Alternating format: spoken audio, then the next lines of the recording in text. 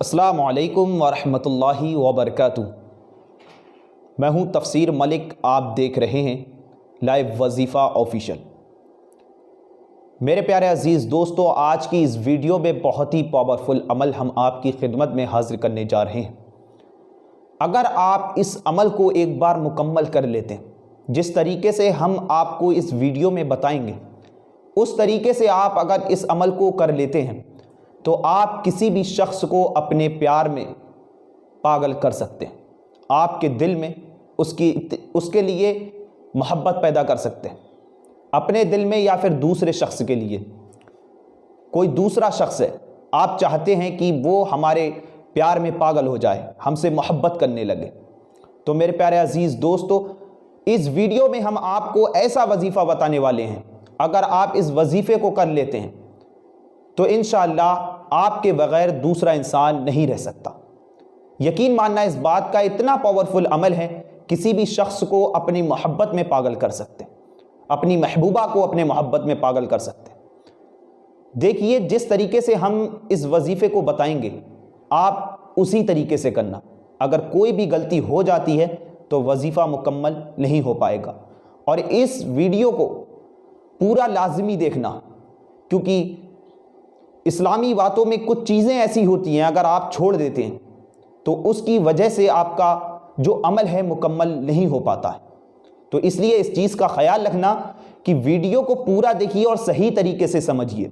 जिस तरीके से हम आपको समझा रहे हैं उसी तरीके से आपको करना है, तो आप फ़ायदा उठा पाएंगे, वरना आपको कुछ भी नहीं मिलेगा। चाहे आप लाखों अमल कर लें, करोड़ों अमल कर लें, आपको कुछ भी हासिल नहीं होगा।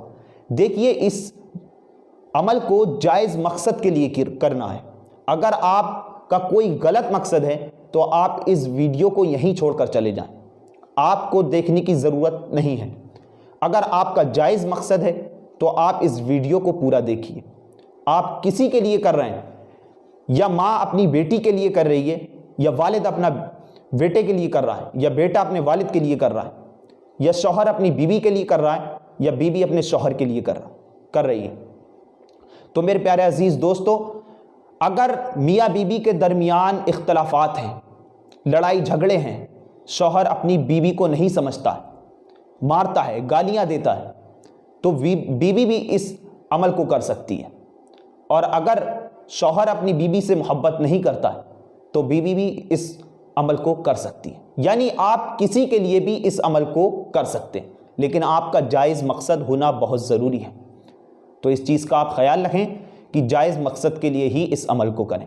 तो अमल किस तरीके से करना है, अब चलते हैं अमल के तरीके की तरफ।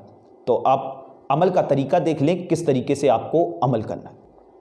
देखिए, जब आप अमल करने बैठे, समझ रहे हैं, तो सबसे पहले आप एक कागज़ ले लें, उस पर अपने महबूबा का नाम लिखें, जिसके दिल में आप मोहब्बत पैदा करना चाहते हैं, और उसकी वालिदा का नाम लिखें।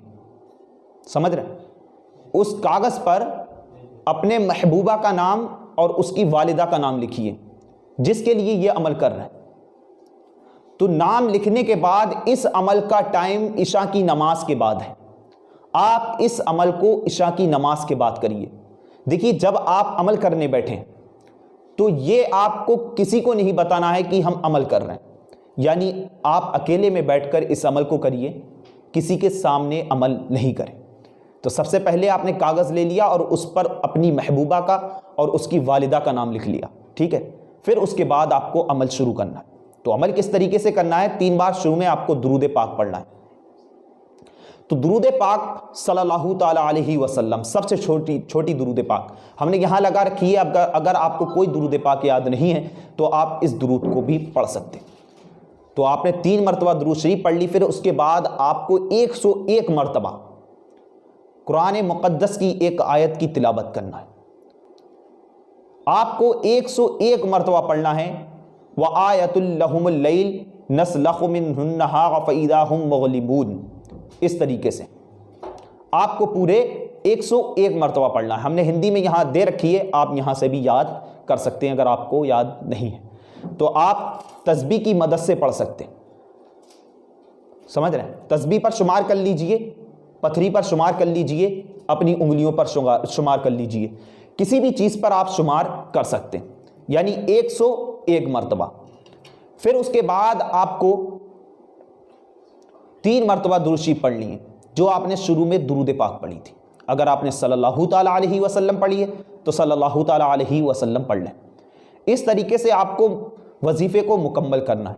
फिर उसके बाद आपको करना क्या है, उसके बाद जो आपने पर्चा लिया था जिस पर उसकी माँ का नाम, अपनी महबूबा का और अपनी महबूबा का नाम लिखा है, उसकी माँ का और महबूबा का नाम लिखा है, तो मेरे प्यारे अजीज़ दोस्तों उसे अपने हाथ में लेना है। यानी इस तरीके से आपने अपने हाथ में पर्ची बनाकर दबा लेना है। ध्यान रखना है इस बात का, उस पर्ची को अपने हाथ में दबाना है और अल्लाह रब्बुल इज़्ज़त से दुआ करना है, गिड़गिड़ाकर दुआ मांगिए, समझ रहे हैं।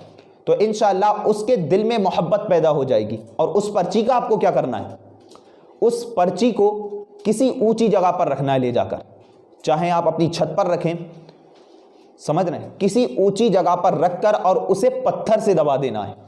यानी कोई भी चीज़ है, वजनदार चीज़ है, उससे आपको दबा देना है, यानी वो पर्ची उड़ना नहीं चाहिए जहां पर आपने दबाई है। तो इस चीज़ का ख्याल रखना, उस पर वजनदार चीज़ रख देना जिसकी वजह से वो उड़ नहीं पाए। तो यकीन मानना इस बात का, जब तक ये पर्ची उस पत्थर से दबी रहेगी, आपके महबूबा के दिल में इतनी मोहब्बत पैदा हो जाएगी कि आपके बगैर वो शख्स नहीं रह सकता। आपने चाहे किसी शख्स के लिए किया है इस अमल को, माँ ने अपनी बेटी के लिए किया है, तो बेटी माँ के बगैर नहीं रह पाएगी। और अगर वालिद ने अपने बेटे के लिए किया है तो बेटा अपने बाप के बगैर नहीं रह पाएगा। तो यकीन मानना इस बात का, अगर आप इस चीज़ को सही तरीके से कर लेते हैं जिस तरीके से हमने आपको बताया है, तो इंशाअल्लाह आपके दिलों में इतनी मोहब्बत पैदा हो जाएगी कि आप लोग एक दूसरे के बगैर नहीं रह पाएंगे। और मियाँ बीवी के दरमियान अगर झगड़े हैं तो इंशाअल्लाह वो ख़त्म हो जाएंगे। तो बस इतना ही था आज की वीडियो में। अगर वीडियो पसंद आई तो हमारे हौसला अफजाई के लिए वीडियो को लाइक करें, शेयर करें। दुआओं की गुजारिश, मैं आपका भाई मोहम्मद तफसीर रज़ा अज़हरी। फिर मिलेंगे एक नई वीडियो में, जब तक के लिए अलविदा, अल्लाह हाफिज़।